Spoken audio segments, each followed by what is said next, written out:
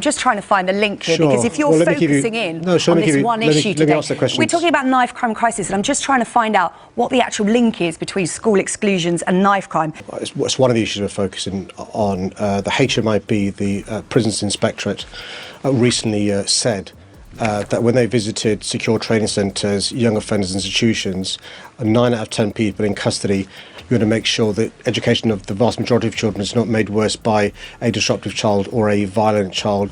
But also the Children's Commissioner and Ofsted have expressed concern about this issue of off-rolling. Have you noticed the striking difference between Sadiq Khan's words and London's reality?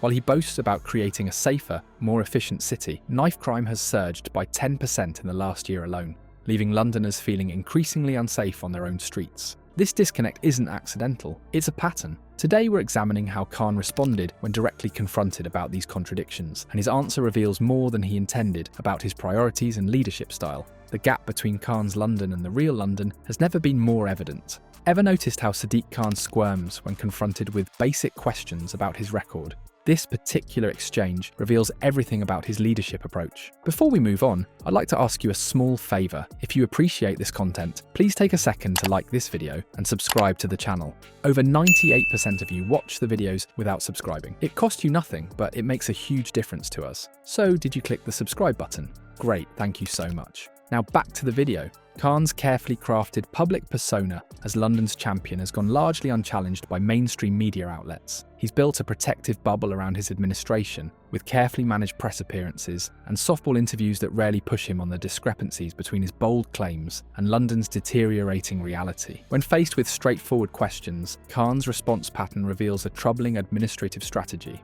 Rather than addressing failures head-on, he employs a predictable set of deflection tactics. First comes the blame game. It's always the central government's fault, never his administration's mismanagement. Then he'll cite irrelevant statistics that sound impressive, but have nothing to do with the question at hand. We're concentrating on knife crime. This is after a 4th fatal stabbing in the space of just 6 days, and there are now calls for the Prime Minister to put 10,000 police officers back onto the streets.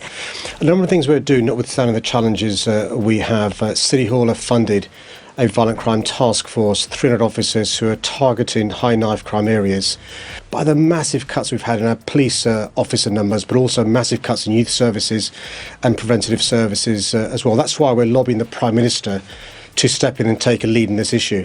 And finally, when all else fails, he pivots to unrelated achievements, rather than addressing the specific failure in question. Watch his body language during difficult questioning sessions. The nervous smile that appears when cornered on crime statistics, the defensive posture when challenged about housing targets, the rapid blinking that behavioural experts identify as a classic sign of cognitive dissonance when someone's public statements conflict dramatically with reality. It's all there if you look closely. The transport question particularly exposed this pattern. When pressed about the 23% decline in bus service reliability despite his promises of improvement, Khan immediately shifted to discussing cycling initiatives and electric vehicle charging points. Classic misdirection that leaves the original question unanswered, while creating the illusion of progress elsewhere.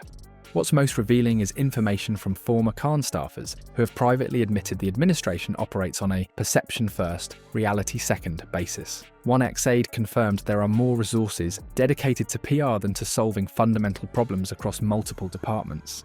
Because it does seem like an odd thing to be focusing on when you talk about a plethora of issues, one of them being, tougher sentencing, the other being stop and search. Why are you focusing on school exclusions? Well, in England and Wales in 2017, more than 7,000 children were excluded, an increase from 4,000 3 years before. So the point we're making is that 7,000 children excluded, how many of them have gone on to commit knife crime? So the point we're making is, if you look at Glasgow and Scotland, for example, in 2017, only 1 child was excluded because they had the resources and support to take measures before a child got to be excluded. The Mayor's office now employs more communications professionals than policy experts, a telling indicator of priorities. The growing gap between Khan's carefully managed public appearances and unscripted questioning sessions demonstrates why his team increasingly limits access to journalists known for challenging questions. Independent media outlets frequently find themselves excluded from press events or given minimal opportunity to ask follow-ups when tough questions are deflected. Behind the PR wall, Khan has constructed lies a tale of 2 cities. What happens when we compare Khan's bold campaign pledges with the cold, hard data his own administration produces. The gap between rhetoric and reality has never been more pronounced, and Londoners are increasingly questioning whether they're living in the same London that Khan describes in his glowing press releases. The Metropolitan Police's own statistics tell a damning story that contradicts Khan's safety narrative. Knife crime has surged by 10% year-on-year across the capital, with certain boroughs experiencing horrifying spikes exceeding 25%. This isn't some opposition talking point, it's the official data from the very police force operating under Khan's oversight. The situation with London's transport network reveals equally troubling contradictions. While Khan celebrates improvements, TfL's own performance metrics expose declining reliability across the entire network.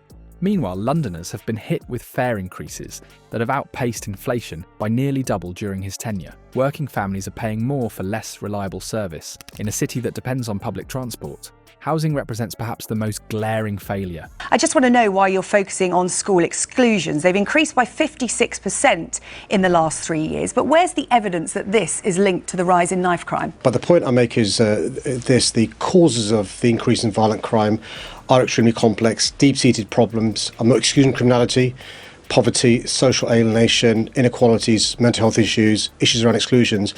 A really good question. So we're not saying, nobody's saying that exclusions is the sole reason why there's been a massive increase in violent crime across the country. Not the sole reason, but where is the link? Khan's much-touted, affordable housing schemes have delivered a mere 37% of their stated targets.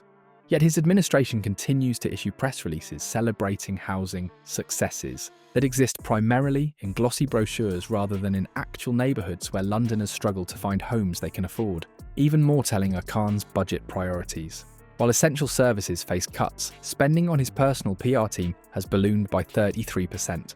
His communications office now employs more staff than the Prime Minister's, a revealing insight into what Khan truly values.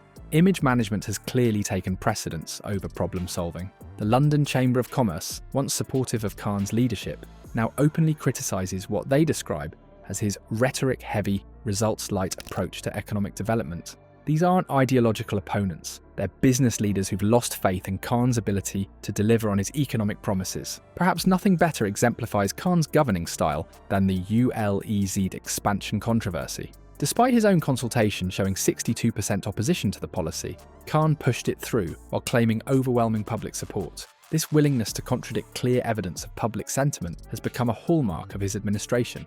So what's the solution to the Khan conundrum? Looking beyond London, we can find proven accountability models that actually work. New York's community policing initiatives and Los Angeles' budget transparency measures have demonstrably improved public trust through direct citizen engagement. These cities have shown that closing the gap between political image and performance isn't just possible, it's essential.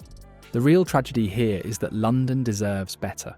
While Khan's masterclass in image management continues, ordinary Londoners pay the price. The fundamental question isn't about political allegiance, but basic governance. Do Londoners want substance or just the appearance of leadership? Until voters demand the same level of accountability we're seeing in these American cities, transparency beyond managed photo ops and carefully curated interviews, the divergence between Khan's glossy London and the reality experienced by its citizens will only widen. The choice ultimately rests with Londoners themselves.